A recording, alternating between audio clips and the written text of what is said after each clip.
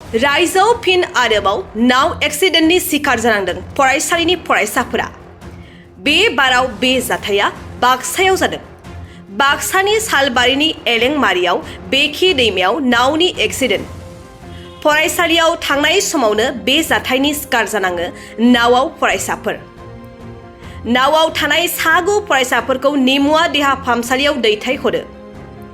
मख'नो गोनांदि एलेंमारि ओनसोलनिफ्राय गोबां फरायसा फरायसुलिफोरा नावजों बेखि दैमाखौ बारनानै गुबुन फारसेथिं थानाय फरायसालिसिम थांलाय फैलाय खालामबोगासिनो दंमोन।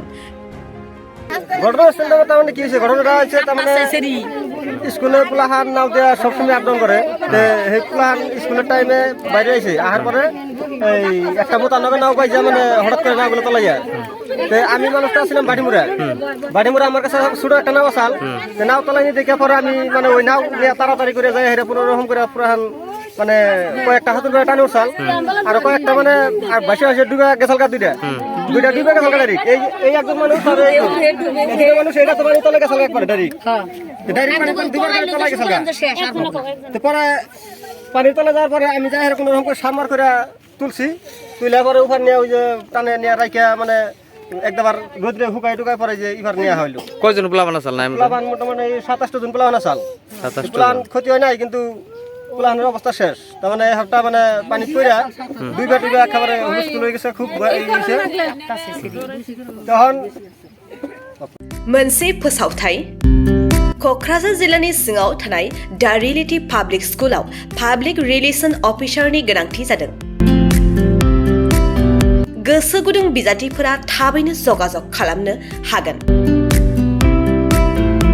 पाब्लिक रिलेशन अफिसारनि थाखाय बिजाथिया इंराजि आयदायाव एमए खालामनाय जानांगोन, नङाब्ला मास कमिउनिकेशन एन्ड जार्नालिज्म आयदायाव एमए खालामनाय जानांगोन। बिनि थाखाय जेबो एक्सपिरियेन्सनि गोनांथि गैया। डिग्री गोनां बिजाथिफोरा बयबो एप्लाइ खालामनो हागोन। दान बान्थाखौ 15,000निफ्राय 20,000सिम होनाय जागोन।